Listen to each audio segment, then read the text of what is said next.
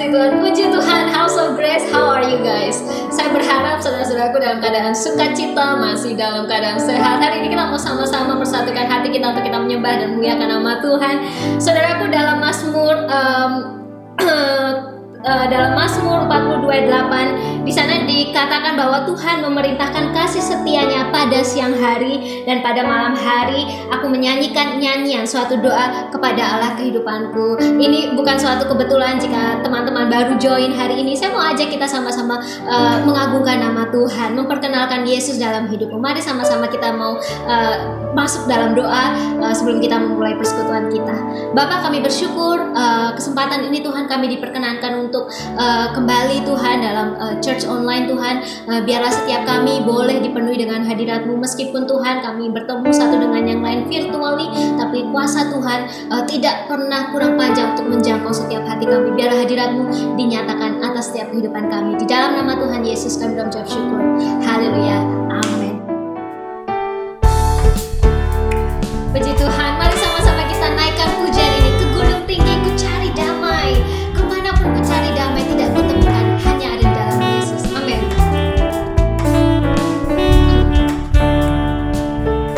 Ke gunung tinggi ku naik mencari damai. Ke lembah jurang ku turun mencari damai.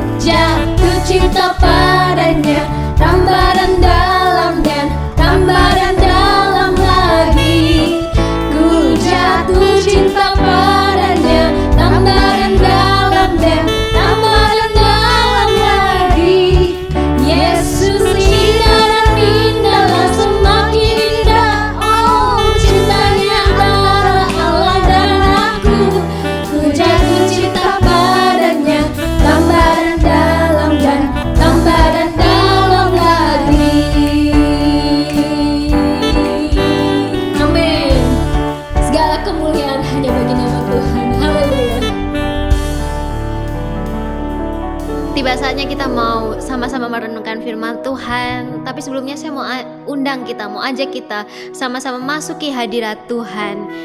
Bapa, pegang tanganku. Pujian mengatakan, aku rindu saat teduh bersamamu. Karena hanya dengan bersamamu aku bisa melihat. Dan hanya dengan bersamamu aku bisa merasakan hangatnya naunganmu. Dan kita bisa melihat hari depan karena kita ada dalam naungan Tuhan. Haleluya Yesus.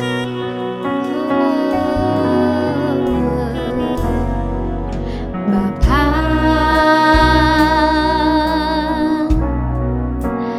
pegang tanganku.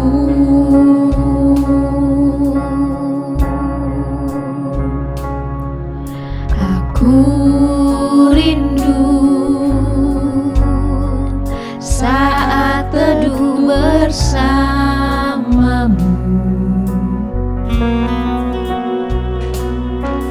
Dan kau agung dalam hangat naunganmu. Bawa hidupku padamu, masuk dalam altarmu yang kudus. Bapa,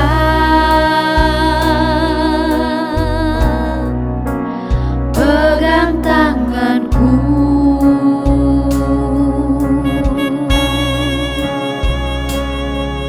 Aku rindu tinggal di dalam hatimu. Yes, Lord. Dan kau terang yang membuatku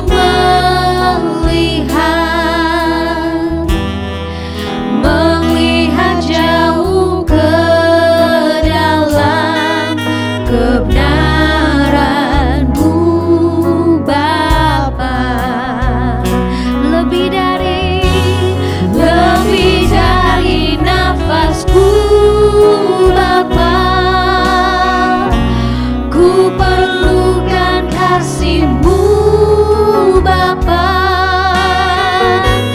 Berjalan di samping-Mu, Bapa, seumur hidupku. Lebih dari nafasku, Bapa. Ku perlukan kasih-Mu, Bapa. Peganglah tanganku ya Bapa, untuk selamanya. Mari sama-sama kita naikkan pujian ini lagi. Bapa, pegang tanganku. Bapa,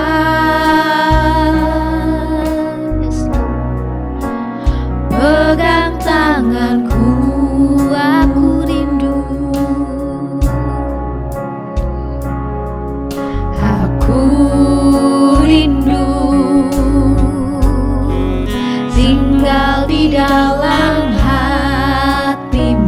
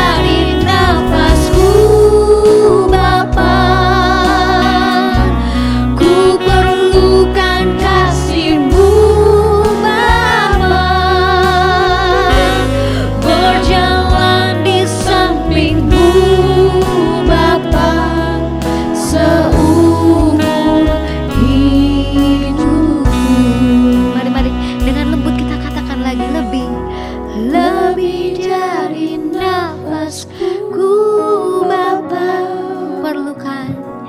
Ku perlukan kasih-Mu Bapa, berjalan di samping-Mu Bapa, seumur hidupku. Lebih dari nafasku Bapa,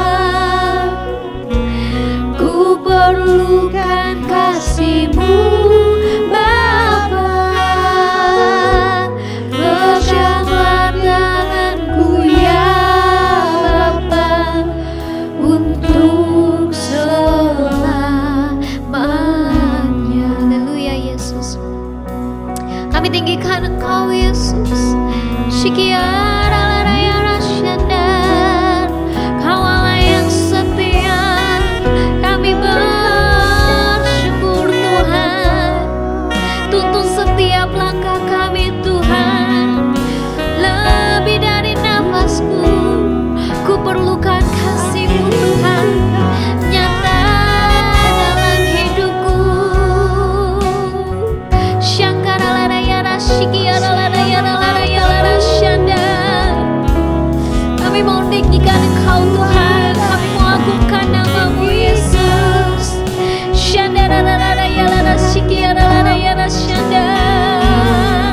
Oh haleluya. Oh, lebih dari nafasku Bapa, ku perlukan kasih-Mu Bapa, berjalan di samping-Mu Bapa, seumur hidupku. Lebih dari nafasku Bapa, ku perlukan kasih-Mu Bapa, peganglah tanganku ya Bapa, untuk selamanya. Pegangmu, haleluya Yesus, peganglah tanganku ya Bapa, untuk selamanya. Kau pegang tanganku Tuhan, peganglah tanganku ya Bapa, untuk selamanya. Kau pegang tanganku, haleluya Yesus, Kau pegang tanganku Tuhan. Aku bersyukur Tuhan karena kemurahan-Mu yang luar biasa. Kau nyatakan di tengah-tengah kami saat ini Bapa. Biar hati kami dijamah melalui pujian penyembahan yang kami naikkan dalam hadirat-Mu Bapa. Saat ini kami rindu untuk mendengarkan firman Tuhan. Biarlah setiap perkataan yang keluar dari hamba-Mu menjadi berkat bagi setiap kami semua Bapa. Kami boleh dibarui dengan firman-Mu. Hati pikiran kami boleh dibarui Tuhan dengan pemikiran yang baru sesuai dengan kehendak-Mu. Biarlah setiap firman Tuhan yang disampaikan menghasilkan dua buah roh yang boleh menyenangkan hati Tuhan. Di dalam nama Tuhan Yesus kami berdoa mengucap syukur. Haleluya, haleluya. Semua yang percaya katakan amin. Haleluya. Shalom saudara-saudara yang dikasih Tuhan. Berjumpa lagi bersama saya di kesempatan minggu pertama ini di bulan Maret, ibadah online Gereja House of Grace Sydney. Saya sangat diberkati, masih bisa Tuhan kasih kesempatan kepada saya untuk melayani dalam memberitakan firman Tuhan. Dan saya juga percaya bahwa saudara-saudara yang bisa menyaksikan program ini adalah bukan merupakan suatu hal yang kebetulan, tapi itu adalah karena Tuhan sudah tetapkan dan Tuhan sudah punya maksud dalam kehidupan saudara, sehingga saudara bisa menyaksikan program kebaktian online ini. Oke, mari sebelum kita mulai firman Tuhan, saya ajak saudara untuk berdoa sekali lagi. Kita minta pimpinan Tuhan, kita minta pimpinan Roh Kudus, biar Roh Kudus bisa mengurapi kita semua dan kita dapat mengerti maksud dan pesan Tuhan melalui firman-Nya pada sore hari ini. Mari kita berdoa. Terima kasih Tuhan Yesus, kami mengucap syukur untuk kesempatan yang Kau berikan Tuhan dalam kehidupan kami ini Tuhan, untuk berbakti Tuhan, memuji, memuliakan nama-Mu Tuhan, dan juga untuk mendengarkan firman-Mu ya Tuhan, yang akan sebentar akan hamba-Mu sampaikan. Hamba-Mu berdoa biarlah Kau mengurapi setiap kami, urapi hamba-Mu juga Tuhan, sehingga bukan hamba-Mu lagi berkata-kata, tetapi biarlah Roh Kudus-Mu yang akan berkata-kata dalam melalui hamba-Mu ini Tuhan, sehingga semua pesan-pesan-Mu Tuhan dapat Engkau sampaikan terhadap anak-anak-Mu Tuhan. Terima kasih, kami siap mendengarkan firman-Mu, urapi setiap kami. Hanya dalam nama Tuhan Yesus kami berdoa, mengucap syukur kepadamu. Haleluya, amin. Oke saudara, nggak kerasa waktu cepat sekali, kita sudah memasuki bulan April ya. Maaf, ini adalah minggu pertama April, tadi saya bilang bulan Maret. Ya, di minggu pertama April ini berarti kita memasuki tema yang baru. Dan di bulan April ini kita akan berbicara, temanya adalah mengenai iman. Dan judul khotbah saya pada kali ini saya kasih judul itu persepsi dan respon yang benar. Nah saudara, saudara mungkin tahu ya, pernah nggak dengar, pasti pernah dengar olahraga ini berselancar atau surfing. Pasti pernah dengar dong semua, bener kan? Nah, berselancar adalah olahraga yang penuh dengan tantangan dan resiko, namun indah buat ditonton, bener gak saudara?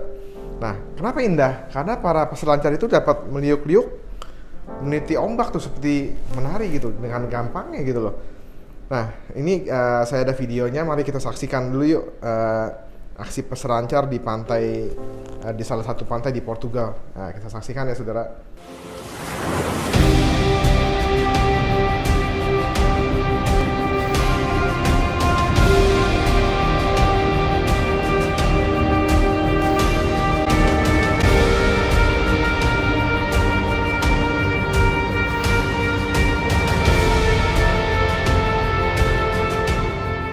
Setelah saudara lihat, gimana? Keren nggak para peselancar itu? Keren ya saudara ya. Nah, orang-orang yang berolahraga berselancar itu akan selalu mencari ombak. Nah, semakin banyak ombak yang datang tuh semakin senang tuh mereka. Beda sama saya. Kalau saya terus terang lihat ombak kecil aja saya udah takut saudara. Nah, kenapa bisa begitu saudara? Nah ini karena ini persepsi saya mengenai laut, mengenai ombak itu berbeda dengan persepsi para peselancar itu waktu dia tuh melihat lautan, waktu dia melihat ombak. Nah, bagi mereka nih, ombak tuh bukan hanya teman, saudara, tapi itu merupakan suatu kebutuhan. Mereka para peselancar itu tuh butuh ombak. Kalau enggak, gimana mereka bisa bermain selancar itu? Nah, sebaliknya, apabila para peselancar itu tuh melihat ombak yang bagus tuh mereka akan memanfaatkannya sebaik mungkin. Meskipun itu berarti mereka tuh mempunyai resiko yang besar pada saat mereka tuh menghampiri ombak. Jadi bukannya menjauh dari ombak dia. Waktu mereka melihat ombak yang besar itu mereka pasti akan menghampiri ombak itu. Nah, saudara, sebenarnya perjalanan hidup manusia itu di dunia ini seringkali diumpamakan seperti mengarungi lautan, saudara. Nah, laut dengan seluruh pesona dan juga bahayanya itu adalah gambaran dari medan perjalanan hidup manusia, perjalanan hidup kita. Nah, kadang bisa tenang, kadang bisa damai, menyejukkan, kadang ada ombak-ombak yang kecil, tapi nggak jarang juga sih ada ombak yang besar dan yang menakutkan. Nah, jadi berselancar di atas ombak bergelora adalah seperti hidup kita nih. Ketika kita berada di tengah kehidupan yang beresiko besar, saudara. Ketika kita berada di tengah-tengah badai kehidupan kita.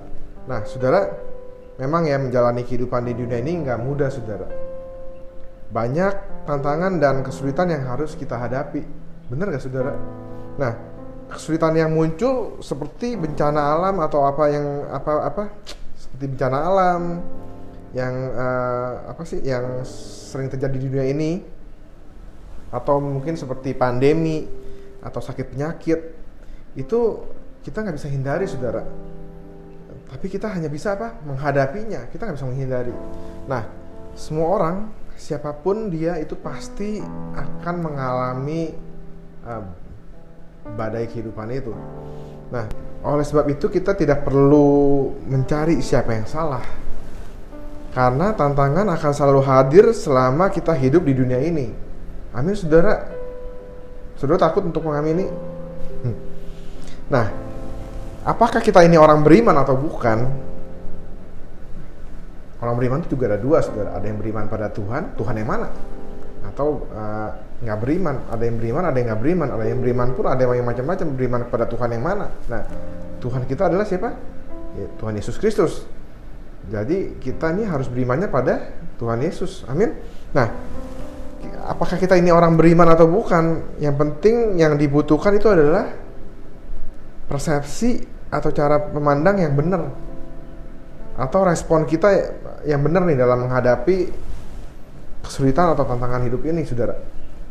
Nah, karena dengan memiliki persepsi dan respon yang benar dapat membawa kita tuh pada kedewasaan dan kemenangan. Amin, saudara. Nah, kita baca yuk, kita baca satu perikop di Alkitab di Matius 14 ayat 22 sampai dengan 23. Jadi perikop ini bercerita tentang Yesus yang berjalan di atas air. Saya akan bacakan untuk saudara. Judulnya Yesus berjalan di atas air, Matius 14 ayat 22 sampai dengan 33. Demikian firman Tuhan. Nah, sesudah itu Yesus segera memerintahkan murid-muridnya naik ke perahu dan mendahuluinya ke seberang. Sementara itu ia menyuruh orang banyak pulang. Dan setelah orang banyak itu disuruhnya pulang, Yesus naik ke atas bukit untuk berdoa seorang diri. Ketika hari sudah malam, ia sendirian di situ. Perahu murid-muridnya sudah beberapa mil jauhnya dari pantai dan diombang-ambingkan gelombang karena angin sakal. Nah, kira-kira jam 3 malam, datanglah Yesus kepada mereka berjalan di atas air. Nah, ketika murid-muridnya melihat dia berjalan di atas air, mereka terkejut dan berseru, "Itu hantu!" Lalu berteriak-teriak karena takut. Tetapi segera Yesus berkata kepada mereka, "Tenanglah, aku ini, jangan takut." Lalu Petrus berseru dan menjawab dia, "Tuhan, apabila engkau itu, suruhlah aku datang kepadamu berjalan di atas air." Nah, kata Yesus, "Datanglah." Maka Petrus turun dari perahu dan berjalan di atas air mendapatkan Yesus. Tetapi ketika dirasanya tiupan angin, takutlah ia dan mulai tenggelam. Lalu berteriak, "Tuhan, tolonglah aku." Segera Yesus mengulurkan tangannya, memegang dia dan berkata, "Hai orang yang kurang percaya, mengapa engkau bimbang?" Lalu mereka naik ke perahu dan angin pun redalah. Dan orang-orang yang ada di perahu menyembah dia, katanya, "Sesungguhnya engkau anak Allah." Nah, saudara, jadi di perikop ini nih bercerita tentang Yesus berjalan di atas air. Nah, kita bisa belajar nih betapa pentingnya memiliki persepsi dan respon yang benar bagi kita nih, orang-orang percaya nih. Kita bisa belajar nih dari perikop ini. Nah, belajarnya di mana? Oke, saya akan bahas ya. Nah, waktu murid-muridnya itu melihat kedatangan Yesus yang tiba-tiba dan dengan cara yang berjalan di atas air, itu sungguh bikin murid-muridnya tuh kaget gitu loh. Nah, semua murid tuh melihat Yesus tuh berjalan di atas air. Benar kan, saudara? Tetapi mereka tuh cuma melihat sekilas doang, sekilas tubuh. Nah, saya pun kalau pada saat itu mungkin ada di situasi seperti itu, mungkin karena kan dikatakan belum jelas gitu kan, pasti kaget lah dan pasti takut karena kalau gimana ya, saudara, nggak mungkin kalau itu ada orang tuh yang bisa berjalan atau jalan di atas air gitu loh. Nah, di sini dikatakan murid-muridnya itu berpikiran itu hantu. Dikatakan dalam ayat 26 yang tadi yang kita baca tuh, para muridnya itu berteriak-teriak karena takut. Nah, saudara, coba saudara bayangin, murid-muridnya itu tuh demikian dekat dan selalu bersama-sama dengan Yesus, tapi masih menganggap Yesus itu hantu. Ya, saya sih nggak bisa ngejudge juga ya, mungkin pada waktu itu mungkin gelap atau banyak angin kan, atau jaraknya masih jauh. Nah, tapi intinya gini saudara, waktu Yesus itu mengetahui bahwa para murid itu dalam ketakutan, nah Yesus tuh segera berkata, tenanglah, aku ini, jangan takut. Nah saudara, ini adalah kata kunci dari ucapan-ucapan seluruh dari perikop ini. Yesus tuh mau mengatakan, mau ngasih tahu nih, kalian tahu nih, ini aku nih, jangan takut. Nah, kalian mesti tahu siapakah aku ini gitu loh. Aku ini adalah aku, Tuhanmu. Nah, maka tenanglah, jangan takut. Nah, Tuhan Yesus tuh mau mengatakan itu pada murid-muridnya dengan kata jangan takut. Nah, dengan kata jangan takut ini nih, Tuhan Yesus tuh mau merubah persepsi murid-muridnya terhadap badai yang sedang melanda mereka itu.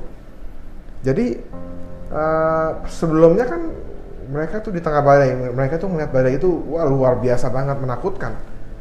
Nah, tapi tuh dengan kata-kata Tuhan Yesus tuh jangan takut. Tuhan Yesus tuh mau mencoba merubah persepsi murid-muridnya itu terhadap badai itu. Jadi udah dah, lu nggak usah takut, ini ada aku gitu loh, itu cuman badai doang, jadi lu nggak usah takut gitu. Nah, ngomong bahasa sehari-harinya kayak gitu saudara. Nah saudara, jadi balik lagi ke peselancar yang tadi ya, kenapa peselancar itu bisa berselancar di atas gelombang dengan enaknya gitu, dengan kayak sedang menari-nari. Nah, kenapa saudara kira-kira? Karena mereka tuh punya persepsi bahwa gelombang atau ombak itu bukanlah sesuatu yang menakutkan. Beda sama saya.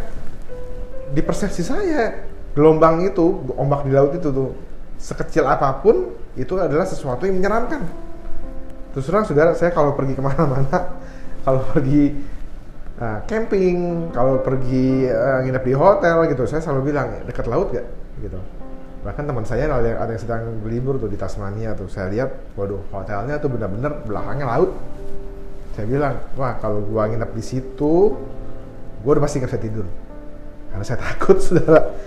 Kenapa, saudara? Karena persepsi gitu loh. Karena persepsi itu apa sih?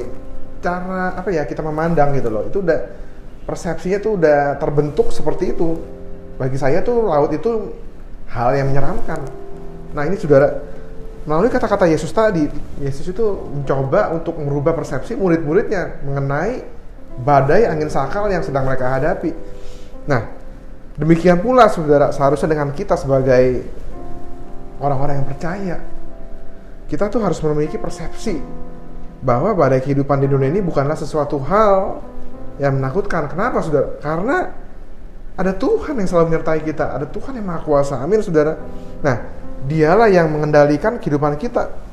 Jadi kita tidak pernah sendirian. Nah, inilah saudara pentingnya persepsi yang benar waktu kita menghadapi setiap badai dan tantangan hidup. Amin saudara. Nah, memang saudara, perjalanan hidup di dunia ini nggak mudah sih, karena kita merasa capek dan nggak sanggup lagi. Bener saudara, kayaknya udah menyerah dah. Bahkan teman saya bilang, gua udah mau mati aja nih. Waduh, sampai ngomong seperti itu tuh, karena udah benar-benar udah nyerah gitu loh, udah benar-benar berat. Nah, tetapi sekali lagi saudara sama kita, tenang. Kita ini punya Tuhan. Nah, Tuhan kita ini, Tuhan Yesus ini, itu selalu ada menyertai kita sampai selama-lamanya, sampai akhir zaman, saudara. Jadi tenang saudara, jangan panik. Yang perlu saudara rubah itu adalah persepsi saudara nih. Persepsi saudara dalam melihat masalah, dalam melihat badai hidup, dalam melihat tantangan yang saudara hadapi. Amin. Nah, saudara, jadi penting ya, sekali lagi saya tekankan, rubah persepsi saudara dalam melihat setiap permasalahan yang saudara hadapi, dalam menghadapi setiap tantangan, persoalan yang menghimpit saudara. Saudara mesti rubah. Seperti tadi kata-kata Tuhan Yesus itu, jangan takut. Nah itu Tuhan Yesus tuh mau menyampaikan kepada murid-muridnya bahwa jangan takut. Murid-muridnya tuh harus merubah persepsinya itu terhadap badai angin sakal yang mereka hadapi. Amin saudara. Ingat ya saudara, jadi kita harus merubah nih cara pandang kita nih, cara persepsi kita dalam menghadapi setiap tantangan yang kita hadapi. Buat lihat semuanya itu tuh bukan sesuatu hal yang menakutkan. Kalau saudara masih melihat tantangan hidup saudara, persoalan saudara itu sebagai hal yang menakutkan, gimana saudara bisa menang? Amin saudara. Jadi intinya saudara nggak boleh takut, karena setiap persoalan itu, setiap masalah itu pasti dapat ditanggung di dalam Dia yang memberikan kekuatan kepada kita. Amin saudara. Nah, saudara, setelah Yesus menyatakan diri kepada murid-muridnya nih, siapakah Dia yang sebenarnya? Nah, lalu secara spontan nih Petrus merespon. Nah, ini yang selanjutnya nih, yang penting saudara. Setelah Tuhan Yesus bilang jangan takut, nah itu persepsi murid-muridnya tuh terhadap angin sakal itu tuh udah mulai berubah. Mereka udah nggak takut lagi. Nah, setelah itu apa sih yang pentingnya itu saudara? Nah, ini harus memberikan respon. Nah, pada saat itu secara spontan tuh Petrus merespon. Nah, dia bilang gini, si Petrus itu, Tuhan, tadi yang kita baca ya saudara, Tuhan, apabila Engkau itu, suruhlah aku datang kepadamu berjalan di atas air. Benar kan? Petrus tadi ngomong seperti itu kan? Responnya Petrus secara spontan. Nah, Petrus ingin membuktikan apakah benar itu Yesus. Maka Yesus berkata tadi yang kita baca ya, datanglah. Nah, Petrus turun dari perahu saudara. Dan apa yang terjadi? Apa yang terjadi saudara? Petrus berjalan di atas air untuk mendapatkan Yesus. Jadi berjalan ke arah Tuhan Yesus. Jadi benar loh, Petrus itu benar-benar jalan di atas air. Benar, kita baca tadi kan saudara ya. Nah, kita lihat nih saudara, betapa pentingnya respon. Dalam hal ini kita belajar nih dari Petrus nih, kita ketika meresponi ajakan Yesus, datanglah. Nah, Petrus itu bukannya hanya sekedar percaya, tapi dia tuh berani mengambil langkah iman. Saudara, saya bayangin ya pada situasi di saat itu tuh, sebenarnya pada saat Tuhan Yesus bilang ditantang kan, datanglah, berarti dia harus mengambil tindakan. Dia harus apa sih istilahnya ya, turun dari perahu itu. Saudara, saya yakin banget saudara, saya pernah mengalami hal itu, walaupun ya ceritanya itu tuh nggak sama persis sih. Itu pasti akan sangat sulit sekali. Kenapa saudara? Saya pernah mengalami. Jadi waktu itu saya ini terus terang, saya tuh fobia sama laut kan, tadi saya udah bilang saudara. Nah, akhirnya kita pergi berlibur. Kita sekeluarga pergi berlibur. Nah, di liburan itu tuh ada acara apa namanya? Bukan diving, snorkeling. Nah, saudara, tahu kan snorkeling?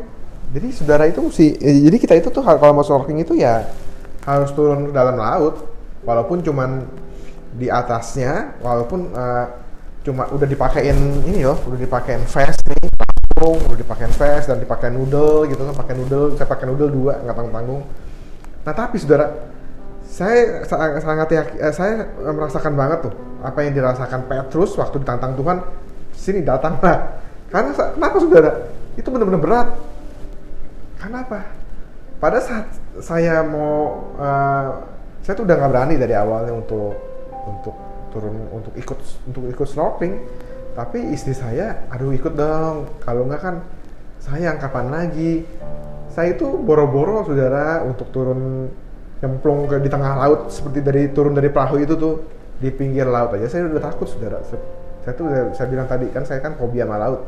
Nah, waktu saya udah siap nih, udah siap, udah pakai vest, udah pakai noodle, itu pada saat saya mau mengambil keputusan turun dari perahu, itu kan harus lompat ya saudara, nggak bisa kalau cuman ya.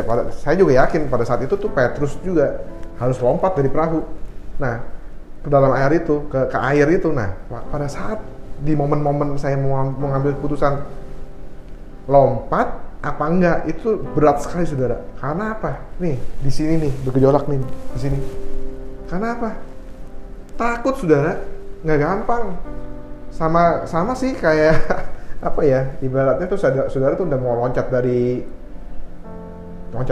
tempat yang tinggi ke bawah, mau loncat apa enggak. Nah, itu momen-momen itu tuh untuk mengambil keputusan, untuk meresponnya itu gitu loh. Petrus itu sangat susah sekali. Saya yakin, apalagi itu di tengah badai, di tengah angin sakal. Itu waktu saya snorkeling itu lautnya tenang, saudara. Itu pun saya masih takut. Saya pikir lompat enggak, lompat enggak, lompat enggak. Itu mikirnya berkali-kali sampai tiba momennya saya putusin lompat. Akhirnya benar, saudara. Saya lompat. Dan waktu saya lompat itu di sini langsung di jantung saya tuh langsung duduk. Itu susah sekali. Nah, akhirnya sih saya berhasil juga, walaupun setelah saya lompat saya masuk dalam air, tapi karena saya pakai vest ya muncul lagi. Nah, saya yakin pada saat Petrus merespon ajakan Yesus, datanglah, saya juga yakin, sangat yakin sekali.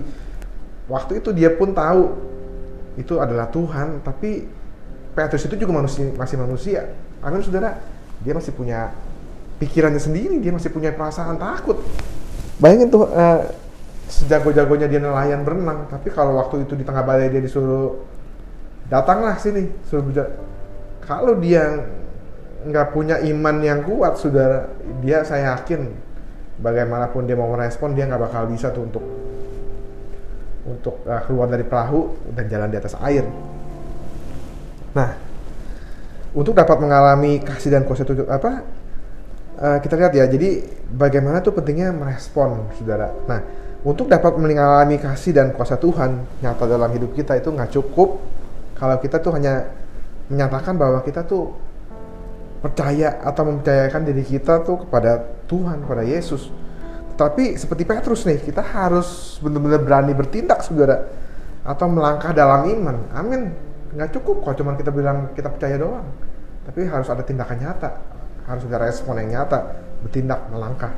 Nah, belajar dari selancar yang nggak ragu dan takut untuk memanfaatkan atau saat kesempatan yang tepat tuh untuk bertindak jadi belajar nih, kita belajar lagi dari peselancar nih. Dia tuh nggak ragu-ragu tuh untuk mengambil kesempatan pada saat gelombang yang gede itu datang. Nah, dan menikmati gerakan gelombang itu. Nah, kita sebagai orang-orang percaya juga, kita harusnya nggak seperti itu tuh. Kita nggak perlu takut dan ragu untuk melangkahkan kaki kita nih, untuk berjalan, tetapi bukan nekat ya, saudara, tapi dengan iman. Harusnya kita seperti para peselancar itu tuh. Waktu dia ngelihat ombak yang gede, dia malah bukannya takut, tetapi dia akan mengambil momen itu, memanfaatkan momen itu untuk menghampiri ombak itu dan akan menikmati ombak itu. Nah, itulah seharusnya anak Tuhan tuh seperti itu dalam menghadapi masalah. Jadi waktu saudara udah melihat masalah di depan saudara, yang pertama kali itu yang perlu dirubah itu persepsinya. Jadi jangan takut lagi. Dan yang kedua, itu perlu tindakan, respon, hadapi. Amin, saudara. Nah, karena berjalan dengan iman itu lebih baik daripada kita tuh berhenti karena keraguan dan ketakutan kita. Nah, saudara, mengikuti cerita selanjutnya dari perikop yang tadi kita baca itu ya, kita mungkin juga bertanya, mengapa sih Petrus yang sudah beriman aja itu sudah mengalami kuasa Tuhan tuh kok masih bisa tenggelam lagi? Nah, saudara, saya mau kasih tahu ya. Sebenarnya tuh pertumbuhan iman kita tuh nggak pernah tuh bergerak seperti kalau grafik itu tuh garis linear yang lurus seperti ini nih, saudara. Terus naik, makin naik. Sebenarnya semua orang itu pertumbuhan imannya tuh kayak gini nih, saudara. Saya turun, tak naik. Tapi sebagai orang yang percaya itu seharusnya walaupun kita turun naik, tapi cenderungnya harus semakin naik. Nah,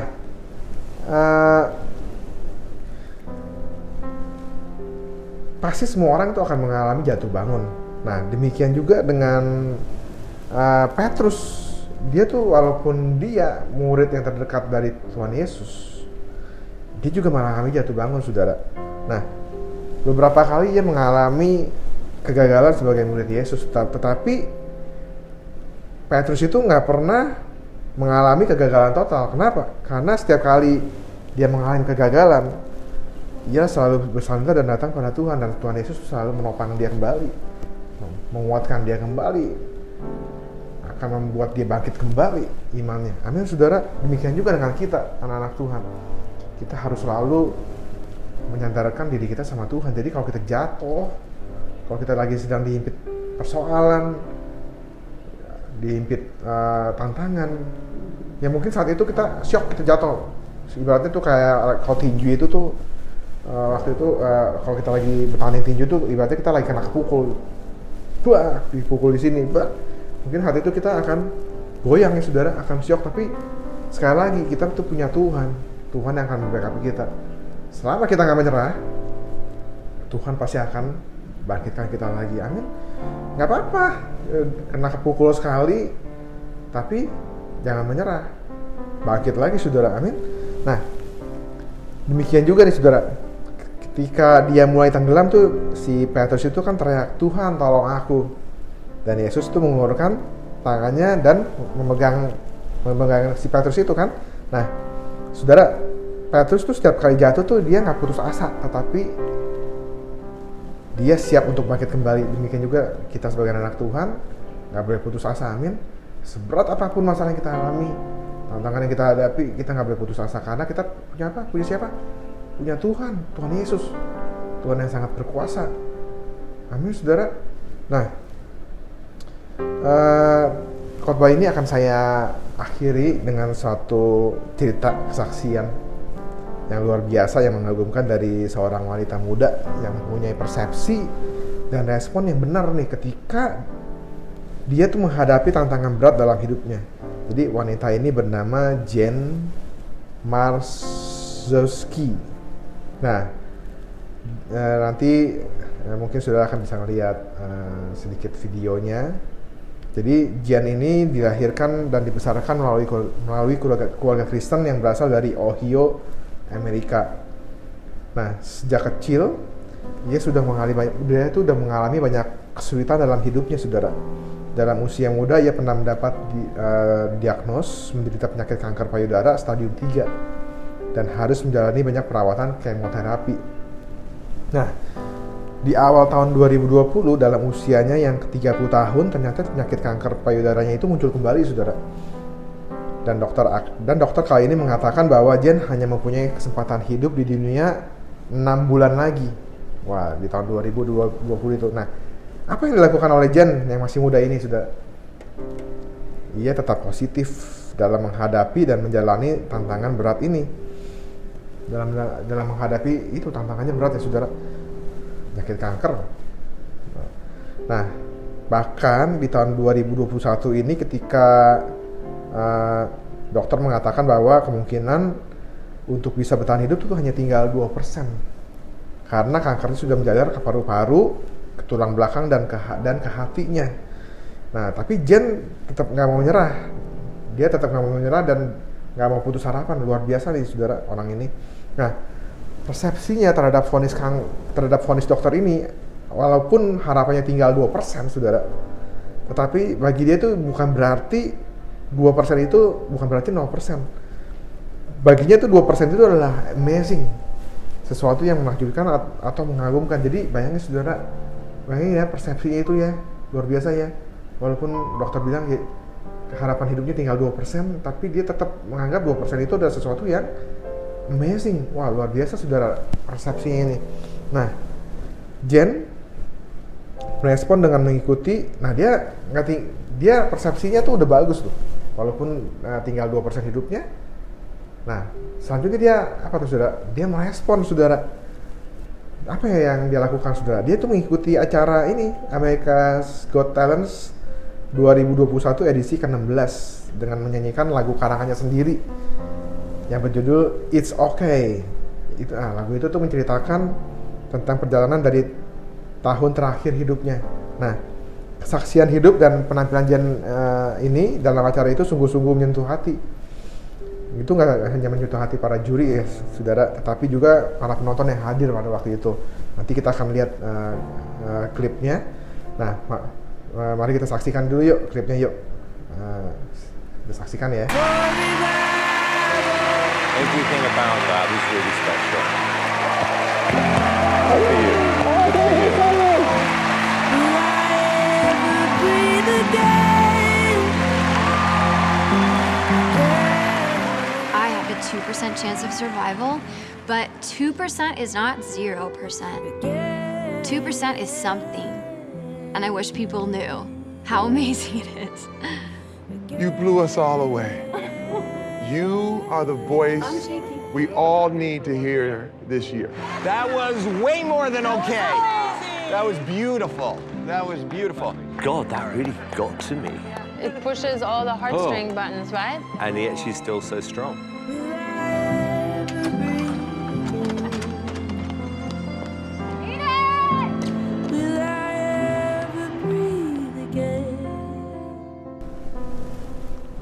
Nah, saudara, ada kata-kata Jen ya, yang sungguhnya menggugah hati dalam acara tersebut adalah ketika salah satu juri memberi penghargaan terhadap apa yang telah dia alami dan dia jalani selama ini. Jen berkata, nah, dalam bahasa Inggris seperti ini, saudara.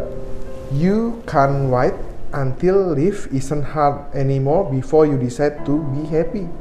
Nah, kalau diterjemahin dalam bahasa Indonesia seperti ini, saudara. Anda tidak bisa menunggu sampai hidup tidak sulit lagi sebelum Anda memutuskan untuk menjadi bahagia. Jadi, luar biasa, saudara. Jadi dibilang, kita nih nggak bisa nunggu sampai hidup ini nggak sulit lagi, baru kita memutuskan untuk menjadi bahagia. Jadi bahagia itu bisa tergantung kita nih. Walaupun hidup kita sesulit apapun, kalau kita putuskan kita mau menjadi bahagia, kita pasti bisa. Amin, saudara. Nah, ini responnya luar biasa banget nih, saudara. Nah, tapi akhirnya tanggal 9 Juni tahun 2021 yang lalu, Jen ini meninggal dunia. Nah, persepsinya tentang kehidupan dan bagaimana ia meresponi itu telah menjadi kesaksian yang luar biasa ya, saudara. Amin. Nah, saudara, sekarang saya mau nanya nih, bagaimana dengan kita nih?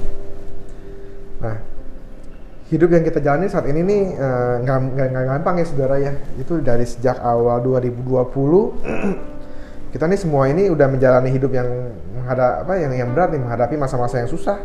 Itu apa sih, saudara? Pandemi yang masih terus berlangsung nih sampai saat ini, saudara. Nah, perubahan dalam hidup kita ini terjadi begitu cepat ya, saudara ya. Dan nggak terduga. Mungkin dari antara kita nih ada yang mengalami kehilangan demi kehilangan. Nah, dampak dari masa pandemi ini telah mempengaruhi seluruh aspek kehidupan kita ya, saudara. Baik kehidupan pribadi kita maupun kehidupan bersama. Nah, baik masalah kesehatan, masalah ekonomi kita, masalah sekolah kita, pekerjaan kita, usaha maupun kehidupan rohani kita. Itu mau nggak mau akan terpengaruh juga, saudara. Nah, kita nggak tahu nih apa yang akan terjadi nih, saudara. Tetapi saya mau kasih tahu, saudara, apapun yang terjadi, misi atau panggilan hidup kita nih sebagai murid Kristus nih, jangan terhambat hanya karena penderitaan atau kesulitan yang sedang kita alami saat ini, saudara. Amin. Nah, mari nih kita memandang dan menghayati bahwa kehidupan yang Tuhan masih kasih ke kita nih saat ini nih, itu adalah kesempatan dari Tuhan yang Tuhan berikan buat kita nih untuk kita pakai untuk menjadi alatnya Tuhan tuh, untuk menggenapi rencananya. Amin, saudara. Nah, saudara, walaupun banyak tantangan dan kesulitan yang kita alami nih, saudara, janganlah membuat kita ini ragu dan takut. Tetapi hal ini harus membuat kita nih semakin teguh melangkah dengan iman. Amin. Seperti peselancar yang tadi tuh, yang makin dia ngeliat gelombang yang tinggi, yang gede gitu kan gelombangnya. Nah, itu dia berpikiran tuh makin ada kesempatan yang baik untuk berselancar. Nah, demikian juga dengan kita nih beriman sama Tuhan. Kita nih sedang berselancar nih di atas gelombang kehidupan kita nih. Amin, saudara. Dan kita akan bisa menikmatinya. Amin, saudara. Tuhan memberkati kita semua. Firman Tuhan selesai. Amin, saudara. Jadi pelajaran pada kali ini adalah dua hal, persepsi dan respon yang benar. Amin. Kita akan selesai. Mari saya ajak saudara untuk bangkit berdiri. Ini adalah minggu pertama di bulan April. Jadi di setiap minggu pertama kita akan mengadakan sakramen perjamuan kudus. Mari saya ajak saudara untuk mempersiapkan roti dan anggur.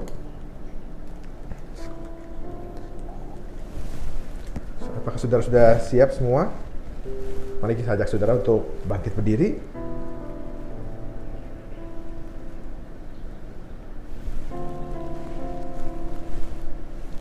Mari kita angkat roti di tangan kanan kita. Mari kita berdoa bersama-sama. Bapa, terima kasih untuk pengorbananmu di atas kayu salib.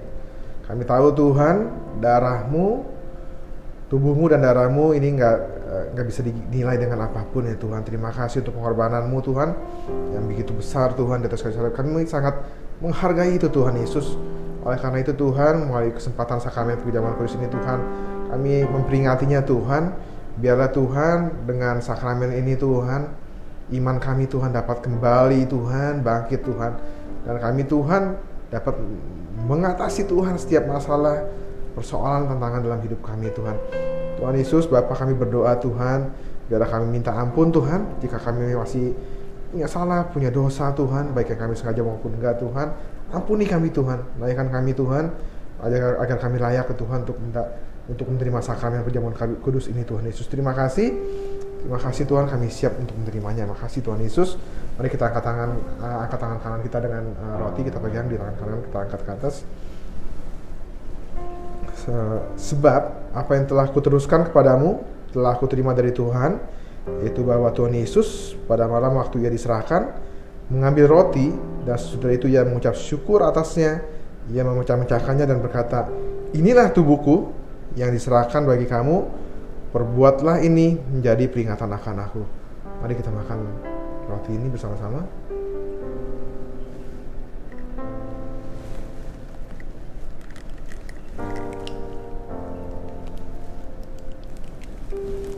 Mari kita angkat tangan kita dengan memegang cawan ke atas. Demikian juga ia mengambil cawan sesudah makan, lalu berkata, cawan ini adalah perjanjian baru yang dimeteraikan oleh darahku. Perbuatlah ini setiap kali kamu minumnya menjadi peringatan akan aku. Mari kita minum sama-sama saudara dalam nama Tuhan Yesus. Mari kita berdoa sekali lagi. Bapa, terima kasih Tuhan untuk tubuhmu dan darahmu Tuhan. Kami percaya Tuhan Yesus, melalui pengorbananmu di kayu salib Tuhan, Kau telah tebus kami Tuhan, Kau telah tanggung semuanya itu Tuhan, dengan darahmu Tuhan, dengan tubuhmu Tuhan. Terima kasih Tuhan, kami sangat menghargai itu Tuhan, dan kami sangat percaya Tuhan, kami sekarang akan kuat Tuhan, kami pasti sekarang akan kuat dalam menghadapi setiap tantangan hidup kami Tuhan. Karena kami tahu Tuhan, kami gak sendiri Tuhan, kami punya Engkau Tuhan Yesus. Ya Tuhan, hamba-Mu berdoa Tuhan, dari tempat ini Tuhan, untuk setiap para anak-anak-Mu Tuhan, para setiap jemaat-Mu Tuhan, dimanapun mereka berada Tuhan, yang mengalami kesulitan hidup, yang mengalami pergumulan hidup Tuhan, yang mengalami masalah Tuhan, masalah kesehatan, masalah keuangan Tuhan, dan masalah-masalah lain Tuhan, yang hamba-Mu gak tahu Tuhan, tapi kami berdoa Tuhan.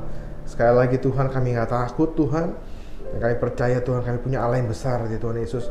Dan kami percaya Tuhan, Kau sudah berikan jalan keluar ya Tuhan, Kau sudah berikan kekuatan Tuhan, Kau sudah berikan kemampuan kepada kami untuk menghadapi itu semua. Dan kami percaya Tuhan, setiap kami akan keluar sebagai pemenang. Terima kasih banyak Tuhan Yesus. Hamba-Mu akan selesai berbicara Tuhan, tapi kami hamba-Mu yakin Tuhan, Roh Kudus yang akan tetap terus berbicara Tuhan kepada setiap kami Tuhan, di hati kami masing-masing. Terima kasih, biarlah firman-Mu yang telah disampaikan Tuhan dapat bertumbuh dan berbuah-buah dalam kehidupan setiap kami. Terima kasih, dan kami akan selesai. Mari saya ajak saudara untuk angkat tangan saudara, kita akan menerima berkat Tuhan.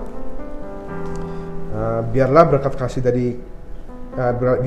kasih karunia dari Allah Bapa, damai sejahtera dari Tuhan Yesus Kristus, serta persekutuan dari Roh Kudus menyertai kita sekalian dari mulai saat ini sampai Maranatha Kristus datang kembali yang kedua. Haleluya, amin. Terima kasih saudara, selamat hari Minggu. Tuhan Yesus memberkati. Shalom.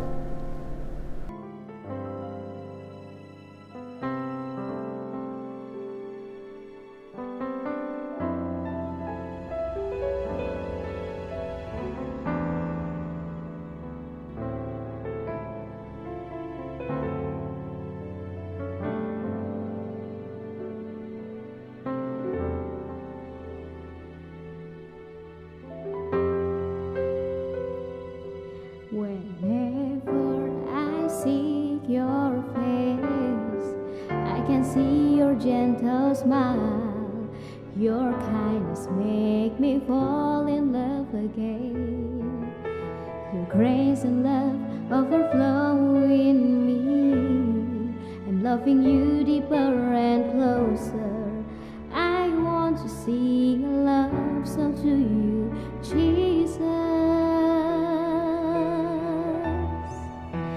You make me strong.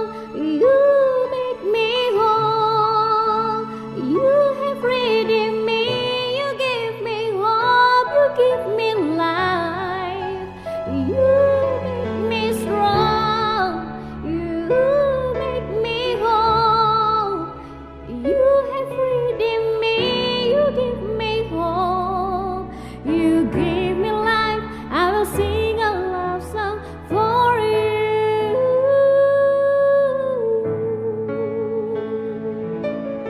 Your grace and love overflow in me, and loving you deeper and closer. I want to sing a love song to you, Jesus.